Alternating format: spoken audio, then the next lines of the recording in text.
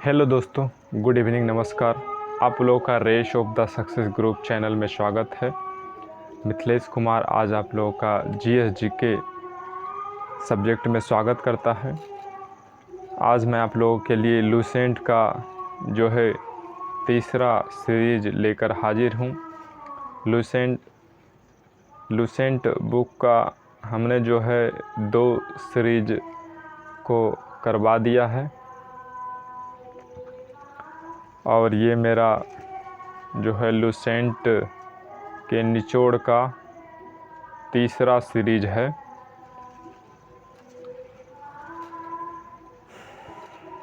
तो इसमें जो है हम लूसेंट के मुख्य बिंदु, जो महत्वपूर्ण बिंदु हैं, जो हमारे होने वाले एग्ज़ाम के लिए, परीक्षाओं के लिए महत्वपूर्ण है, वैसे महत्वपूर्ण टॉपिक, बिंदु एवं नोट्स पॉइंट को जो है आप लोगों के सामने इस वीडियो के माध्यम से रखने का प्रयास किया है, जो आप लोगों के होने वाले परीक्षाओं के लिए बेहद ही महत्वपूर्ण है। बस इसमें वैसे ही टॉपिक को और प्रश्न को देते हैं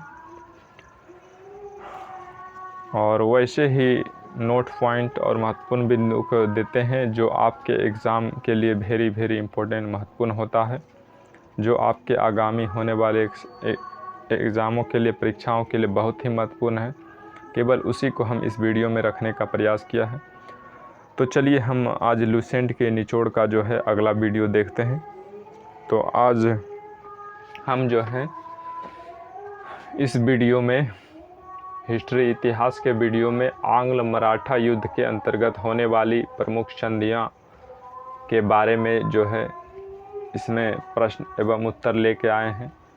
आंग्ल मराठा युद्ध यानी अंग्रेज और मराठा के बीच जब युद्ध हो रहा था, तो उस समय जो है महत्वपूर्ण जो संधि हुआ, तो उन संधियों को जो है हम इस वीडियो में आपको प्रोवाइड करने का प्रयास किए हैं। तो उसके अंतर्गत देखिए कौन कौन सी संधियाँ हुआ और किस वर्ष हुआ, इसको हम याद रखते हैं, जो हमारे होने वाले एग्ज़ाम के लिए महत्वपूर्ण है। तो यहाँ पर देखिए सबसे पहले सूरत की संधि। तो सूरत की संधि हुआ था 1775 ईस्वी में। उसके बाद है पुरंदर की संधि। पुरंदर की संधि हुआ था 1776 ईस्वी में। उसके बाद बड़गांव की संधि। उसके बाद बड़गांव की संधि हुआ। बड़गांव की संधि हुआ था 1779 ईस्वी में। उसके बाद सालाबाई की संधि हुआ 1782 ईस्वी में। उसके बाद बसीन की संधि हुआ 1802 ईस्वी में। उसके बाद देवगांव की संधि हुआ 1803 ईस्वी में। उसके बाद सुरजी अर्जुन गांव की संधि हुआ 1803 ईस्वी में। राजापुर घाट की संधि हुआ 1804 ईस्वी में। नागपुर की संधि हुआ 1816 ईस्वी में।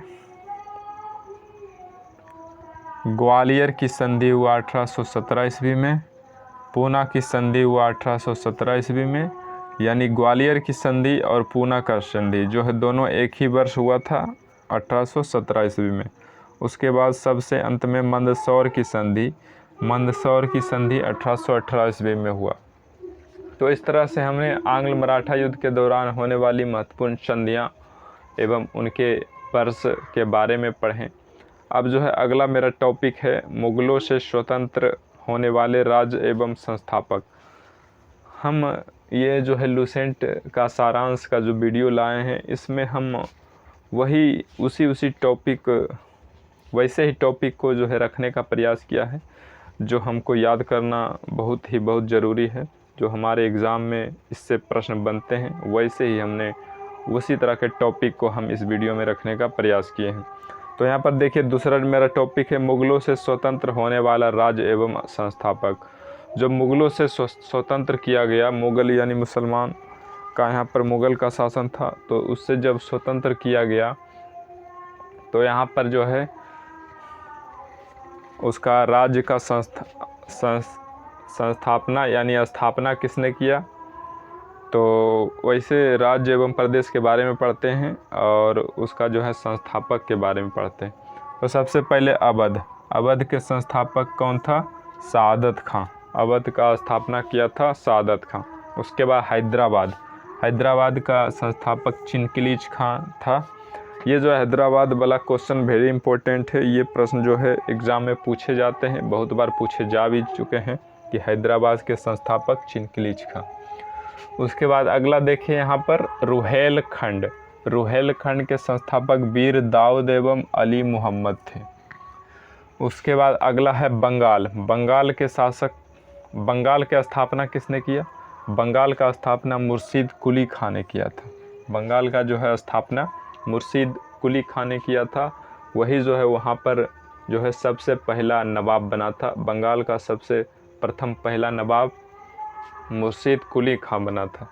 उसके बाद अगला है कर्नाटक के संस्थापक सादुतुल्ला खां। कर्नाटक का स्थापना जो है सादुतुल्ला खां ने किया था।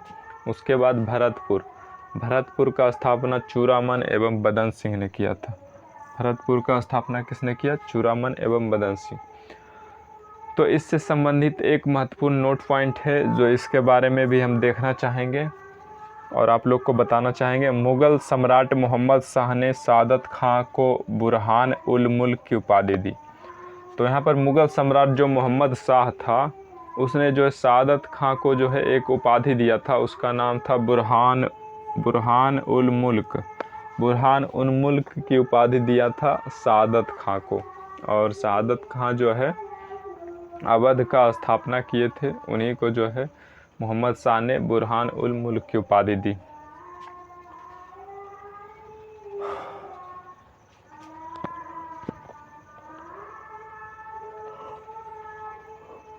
सआदत खां का असली नाम मीर मोहम्मद आमीन था। सआदत खां जो था, सआदत खां हमारे यहाँ पर देखिए अवध का जो स्थापना किए थे, इसका जो है असली नाम ओरिजिनल नाम मीर मोहम्मद अमीन था। सआदत खां का असली नाम क्या था? मीर मोहम्मद आमीन। ये भी प्रश्न जो है एग्ज़ाम में बनने वाले हैं, तो ये सब जो है महत्वपूर्ण पॉइंट है, इसको याद रखिएगा। उसके बाद हम बंगाल के प्रमुख नवाब के बारे में पढ़ते हैं, जो वहाँ के नवाब रहे और वह जो है कितना समय तक रहे, उसका जो है कार्यकाल क्या है, कब बने और कब तक रहे, तो उसके बारे में जानते हैं। तो यहाँ पर थोड़ा हम नवाब के बारे में बताना चाहेंगे। तो नवाब जो है उनको बोला जाता है जो कहीं भी किसी राज्य या प्रदेश का वहाँ का जो ज़मींदार होता है और वहाँ पर जो है उसको धन के साथ साथ उसको जो है शक्ति सामर्थ्य में भी यानी बल से भी वहाँ का जो है शासक होता है, वहाँ का जो है आधिपत्य उसी का होता है, आधिपत्य जमाए हुए रहता है। यानी कुछ राज्यों या प्रदेशों में उसका जो है शासन चलता है, क्योंकि उसके पास पैसा भी अधिक होता है और ज़मीन भी अधिक होता है और उसका जो है वर्चस्व भी अधिक होता है, यानी बल से भी मजबूत होता है। तो वहाँ पर एक तरह से वह शासन करता था। तो वही शासक जो ज़मींदार सबसे बड़ा होता था और शासक साथ साथ में होता था और दबंग भी होता था, उसी को जो है वहाँ का नवाब बना दिया जाता था। वही जो है वहाँ का नवाब बन जाता था। तो उसी को नवाब बोला जाता है, जो ज़मींदार हो और जिसके पास ज़्यादा से ज़्यादा ज़मीन हो और शक्ति और पावर में भी मजबूत हो, ताकि उसके सामने कोई बोलने वाला नहीं है, जो बोल दे वह राज्य पूरे प्रदेश जहाँ तक भी उसका शासन रहता है उसका जो है सभी बातों को जो है माने स्वीकार करे। तो उसी को जो है नवाब बोला जाता है। तो बंगाल के नवाब का शासन वहाँ पर बहुत दिनों तक चला। बंगाल में जो है बहुत दिनों तक नवाब ने वहाँ शासन किया, वहाँ के नवाबों ने वहाँ पर शासन किया। तो सबसे पहले देखिए बंगाल का जो संस्थापक थे मुर्शीद कुली खां। मुर्शीद कुली खां ने सबसे पहले वहाँ बंगाल का स्थापना किया। तो अजीब सी बात है कि जिसने पहले स्थापना किया तो वही तो वहाँ का पहले मुखिया बनेगा, राजा बनेगा। तो वहाँ का सर्वप्रथम जो है पहला नवाब मुर्शीद कुली खां ही बन गए, क्योंकि बोला कि हम जो है बंगाल का स्थापना किए, हम बनाए, तो तुम लोग कैसे बनेगा, हम जो है मुखिया बनेंगे, यहाँ का हम नवाब बनेंगे। तो पहला नवाब था मुर्शीद कुली खां, जो 1713 से 1727 ईस्वी तक रहा, यानी टोटल 14 साल। उसके बाद उसके बाद जो है शुजाउद्दीन जो है वहाँ का शासक बना, जिसका जो है शासनकाल 1727 से 1739 ईस्वी तक चला।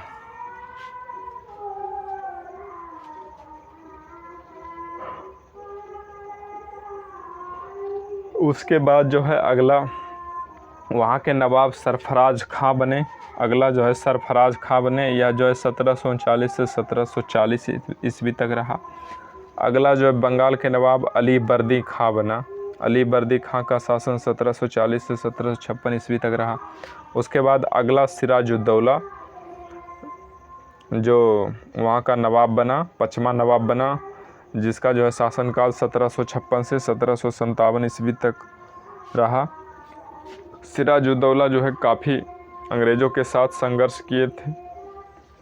बोला जाता है इनके बारे में कि इससे जब अंग्रेज़ का लड़ाई हो रहा था, तो जब कुछ अंग्रेज़ों को बंदी बना लिया गया था, तो सिराजुद्दौला ने जो है उन अंग्रेज़ों को एक काल कोठरी में बंद कर दिया, जिसमें जो है केवल श्वास जाने का ही मात्र उसमें छिद्र था, और बाकी उसमें निकलने का कोई एक ही गेट था, वो भी छोटा सा, मतलब झुक के अगर जो पूरा सूत के रेंग के निकले तभी उससे निकल पाता था।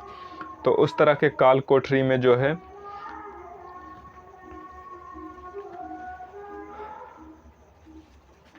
टोटल जो है 146 जो है अंग्रेज़ को बंद कर दिए उसमें।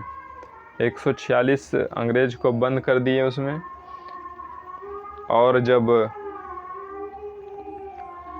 सुबह में खोला गया तो उसमें मात्र 23 अंग्रेज़ जो है ज़िंदा बचे थे, और बाकी जो है 123 अंग्रेज़ वहाँ के गर्मी से और वहाँ पर जो है हवा नहीं जा पाता था, उसके कारण श्वास नहीं लेने के कारण, श्वास गति रुक जाने के कारण वहाँ जो है 123 अंग्रेज़ ने अपना जान त्याग दिया था। यानी वह जो है 123 अंग्रेज़ वहाँ मर गया था काल कोठरी में। तो इससे जो है गुस्सा होकर सिराजुद्दौला पर जो है अंग्रेज़ गुस्सिया गया कि बहुत खचड़हा है ये सिराजुद्दौला, ये तो मेरा जो है कितना जाति किया है, दुश्मनी किया है कि मेरे भाई दोस्तों को जो है ये एक छोटी सी काल कोठरी में बंद कर दिया, थोड़ा सा भी दया नहीं आया इसको। तो चलो ये बहुत बदमाश है, इसको जो है सबक सिखाया जाए। तभी जो है सेना लेकर चल पड़े और सिराजुद्दौला से युद्ध हुआ। तो सिराजुद्दौला से युद्ध हुआ था, पलासी की लड़ाई हुआ था 1757 ईस्वी में। तो 1757 ईस्वी में ही अंग्रेज़ ने इसको पराजित कर दिया और वहाँ का जो है शासन अपने हाथ में ले लिया। यानी सिराजुद्दौला का शासनकाल 1756 से 1757 में ही हुआ था। 1757 में पलासी के युद्ध में अंग्रेज़ ने सिराजुद्दौला को हरा दिया था। उसके बाद अंग्रेज़ों ने जो है वहाँ का अपना आधिपत्य जो है मीर जाफ़र को दे दिया, और वहाँ का जो है अगला नवाब मीर जाफ़र बना। अभी जो है अंग्रेज़ शासन नहीं करना चाहते थे, वह जो उनके लोगों से ही धीरे धीरे पूरा राज्य को, प्रदेश को तोड़ कर अलग अलग भाग में बांटने के बाद जो है वह जो है धीरे धीरे अपना शासन जमाया और अपना हक जमाया और भारतीय लोगों को परतंत्र कर लिया। तो इस तरह से उसका एक नीति था, फूट डालो शासन करो। तो वही ये काम कर रहे थे, वहाँ के नवाबों में फूट डाल रहे थे और शासन कर रहे थे। तो वहाँ के जो है रिश्तेदारों से ही ये कुर्सी के लालच में, यानी वहाँ के नवाब के कुर्सी के लालच में जो है एक दूसरे से लड़वा दिए, मरवा दिए, और फिर अंतिम में जो है सभी नवाब जो है मर के ख़त्म हो गए अपने में। तो फिर जो है पूरा नवाबों का राज्य जो प्रदेश था वह उसका शासन अपने बागडोर में ले लिया, और फिर जो है अपना जो है वहाँ अंग्रेज़ी कानून नियम लागू कर दिया। तो उसके बाद मीर जाफ़र आया। मीर जाफ़र 1757 से 1760 ईस्वी तक रहा। उसके बाद मीर जाफ़र के बाद मीर कासिम आया। मीर कासिम का कार्यकाल 1760 से 1763 ईस्वी तक रहा। उसके बाद मीर कासिम के बाद फिर अबरी मीर जाफ़र आ गया। तो मीर जाफ़र अबरी आया तो फिर 1763 से 1765 साल तक रहा, यानी 3 साल तक रहा लगभग। उसके बाद अगला शासक वहाँ अगला बंगाल का नवाब निज़ामुद्दौला बना। निज़ामुद्दौला बना तो यह जो है 1765 से 1766 ईस्वी तक रहा। मात्र 2 साल। और उसके बाद अगला नवाब सैफुद्दौला बना। सैफुद्दौला बना तो इसका जो है कार्यकाल थोड़ा लंबा था, 1766 से 1770 ईस्वी। तो सैफुद्दौला ने जो है 1766 से 1770 ईस्वी यानी लगभग 5 वर्ष इन्होंने बंगाल के नवाब के रूप में शासन किया वहाँ पर। उसके बाद सबसे अंतिम जो है बंगाल का नवाब मुबारक उद दौला था। बंगाल का जो है सबसे अंतिम नवाब मुबारक उद दौला था, जो 1770 से 1775 ईस्वी तक रहा। यानी टोटल जो है 6 वर्ष मुबारक उद दौला जो है टोटल 6 वर्ष बंगाल के नवाब के रूप में शासन किया। और उसके बाद वहाँ से जो है नवाबों का शासन हट गया और धीरे धीरे अंग्रेज़ों ने अपना वहाँ आधिपत्य जमा लिया और धीरे धीरे अंग्रेज़ी नियम कानून जो है अपना अंग्रेज़ जो है वहाँ पर धाक जमाने लगा और जो है भारतीय लोगों को परतंत्र कर लिया, अपने अंडर ले लिया और अपने नियम कानून के अनुसार सभी भारतीयों को चलने पर मजबूर कर दिया।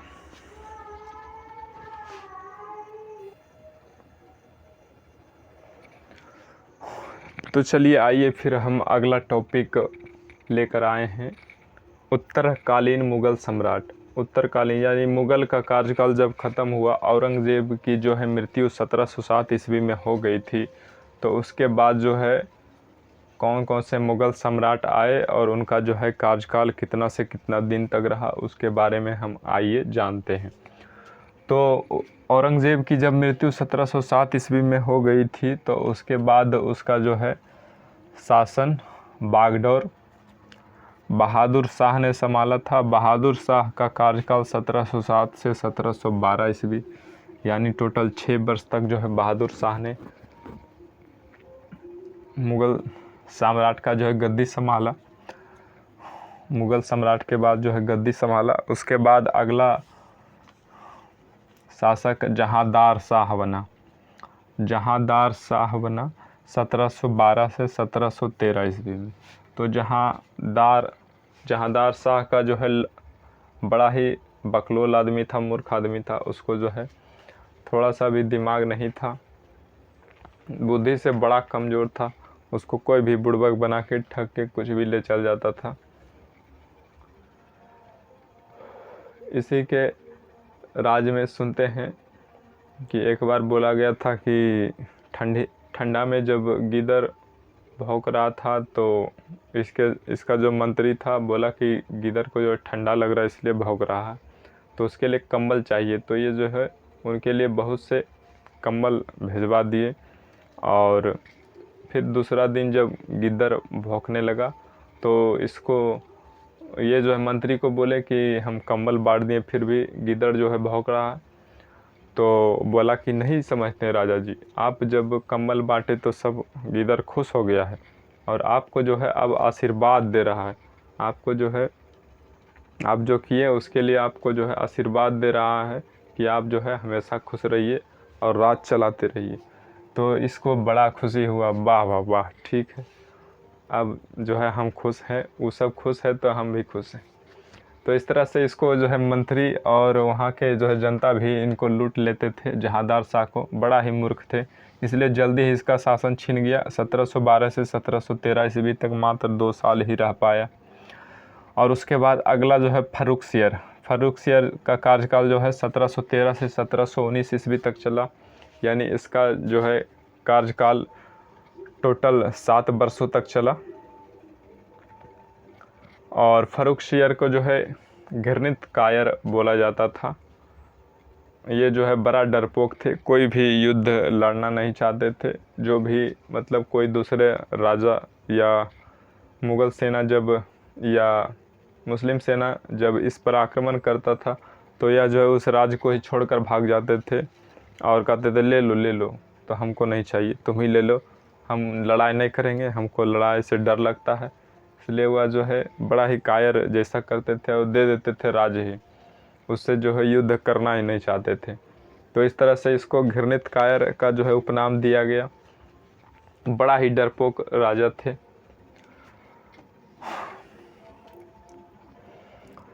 तो डरपोक रहने के कारण जो है कुछ साल तक यह जो है राजा बने रहे, क्योंकि इसको जो है किसी से लड़ाई नहीं होता था।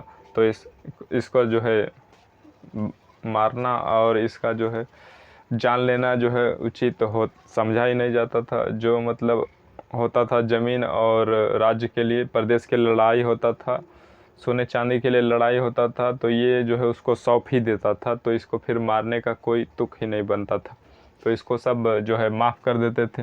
तो इस तरह से इन्होंने 7 वर्षों तक जो है शासन किया, यानी फर्रुखसियर 1713 से 1719 ईस्वी। उसके बाद मोहम्मद शाह को जो है रंगीला शासक बोला जाता था। मोहम्मद शाह जो है 1719 से 1748 ईस्वी तक रहा और इसका भी कार्यकाल अच्छा ही रहा। लगभग इसका कार्यकाल बहुत अधिक सालों तक चला, लगभग 31 साल तक, लगभग 30 साल तक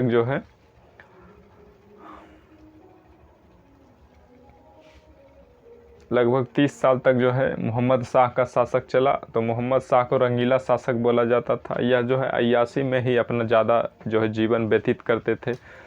वहाँ के लड़कियों सुंदरियों के साथ जो है शराब पी के पड़ल रहते थे और अपना कोई भी राज्य पर आक्रमण किया, कोई परवाह नहीं।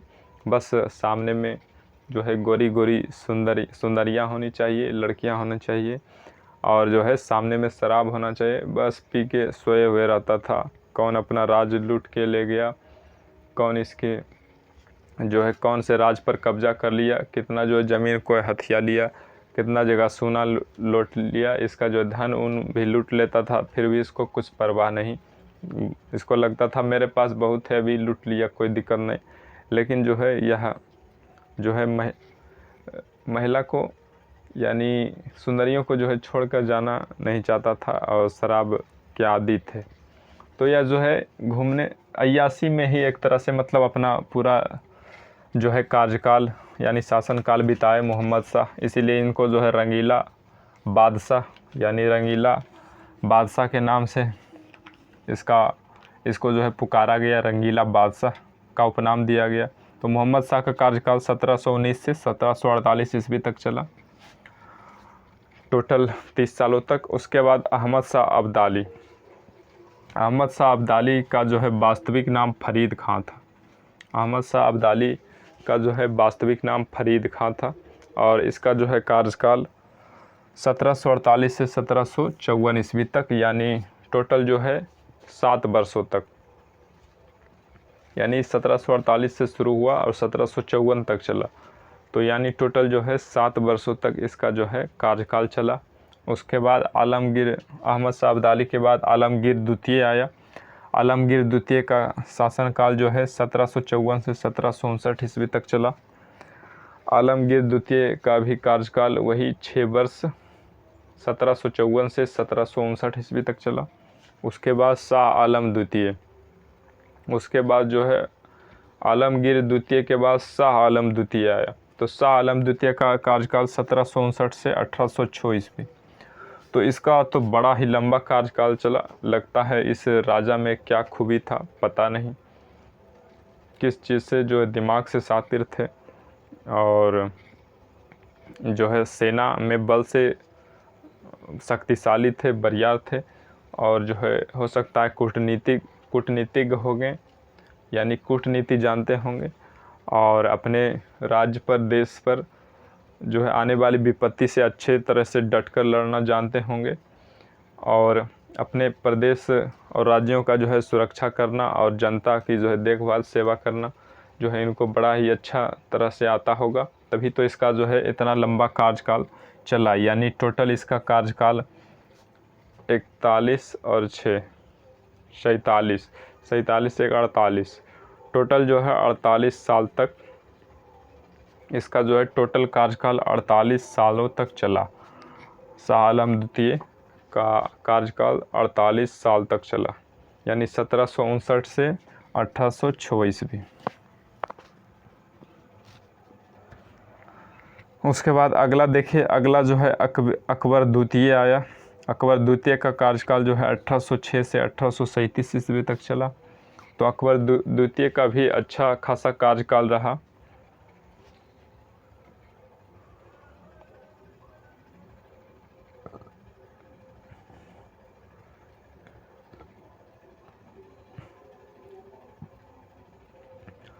तो अकबर द्वितीय का जो है कश्मीर पर भी शासन था, कश्मीर के भी राजा थे अकबर द्वितीय, तो इसका जो है आधिपत्य कश्मीर पर भी था।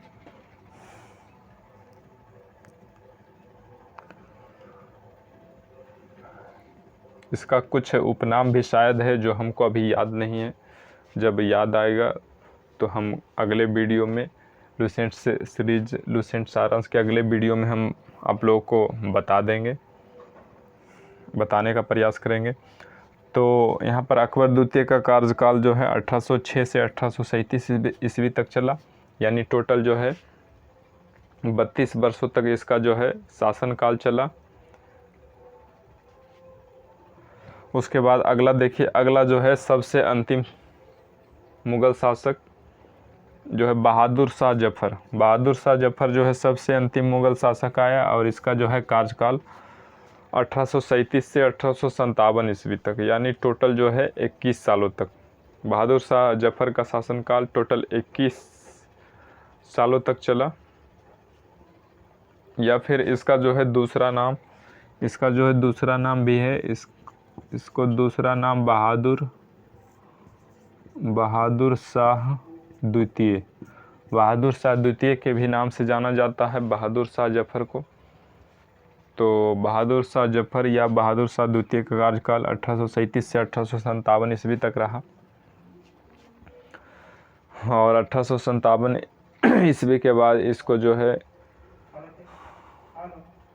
अंग्रेज़ लोग जो है इसको रंगून भेज दिया गया और यहाँ पर जो है पूरी तरीके से अंग्रेज़ लोग अपना जो है आधिपत्य जमा लिए और जो है भारतीयों पर जो है सभी राज्यों और प्रदेशों पर जो है जहाँ भी जो भी राज्य या प्रदेश में गांव में भारतीय निवास करते थे उन सबों पर जो है अंग्रेज़ अपना जो है नियम कानून लागू कर दिए और जो है अपना पूरा आधिपत्य जमा लिए और अपना जो है शासनकाल का जो है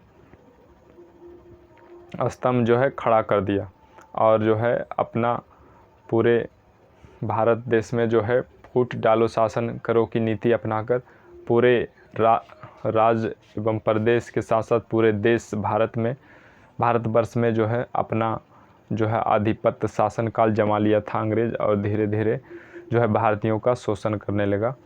तो धीरे धीरे यहाँ भी बहुत से क्रांतिकारी एवं वीर पैदा हुए और एक दिन जो है अंग्रेज़ों से लड़ते लड़ते अपने देश को आज़ाद कराए और 15 अगस्त 1947 ईस्वी को हमारा देश आज़ाद हुआ और 15 अगस्त 1947 ईस्वी के एक दिन पहले ही अंग्रेज़ यहाँ से सभी बोरिया बिस्तर समेट के चल दिए कि अब जो है सभी भारतीय एक हो गया है, अब जब यहाँ रुकना ठीक नहीं है, अब यहाँ रुकना ठीक नहीं है, अगर जो रुके तो कुचा भी जाएंगे और इस तरह भारतीय मारता है कि वह जो है जीने के लायक नहीं छोड़ता है।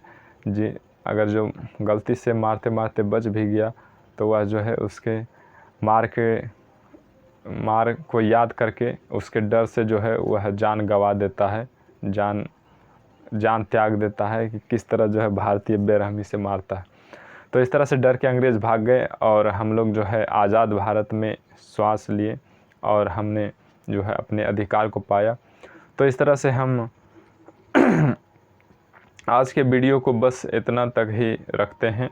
लुसेंट सीरीज का जो है ये अगला वीडियो मेरा समाप्त हुआ और फिर हम लुसेंट सीरीज का जल्द ही जो है अगला वीडियो लुसेंट सारांश या लुसेंट सीरीज या लुसेंट बुक का पूरा निचोड़ का वीडियो, अगला वीडियो हम जल्द ही आप लोगों के सामने प्रोवाइड करेंगे। तो अगर ये वीडियो पसंद आया हो तो वीडियो को लाइक कर दें और चैनल को सब्सक्राइब करें और वीडियो जो है अधिक से अधिक भाई एवं दोस्तों बहनों में शेयर करें और बेल आइकन दबाना ना भूलें ताकि अगला वीडियो का नोटिफिकेशन सबसे पहले आपको मिल सके। बस आज के लिए इतना ही। थैंक यू, धन्यवाद। आप चारों तरफ हरियाली रखें, अधिक से अधिक पेड़ पौधे लगाएं, जिससे देखिए अभी बारिश भी कम हो रहा है हमारे खास करके बिहार राज्य में। तो यहाँ पर पेड़ की कमी रहने के कारण जो है हमारे भूजल स्तर जो है, पानी का लेयर भी बहुत नीचे चला गया है, जिससे बहुत मोटर और कल जो है बंद हो गया है, जिससे पीने की पानी की भी असुविधा हो रही है। तो ये सब जो है क्लाइमेट चेंज के कारण ही हो रहा है। आप हम लोग जो है पेड़ ज़्यादा काट रहे हैं, लगा रहे हैं कम, इसलिए हो रहा है। तो अधिक से अधिक पेड़ लगाइए और अपने जल के साथ साथ जीवन को बचाइए और समस्त जीवों की रक्षा कीजिए। अधिक से अधिक पेड़ लगाइए। बस आज के लिए इतना ही। थैंक यू, धन्यवाद, गुड नाइट।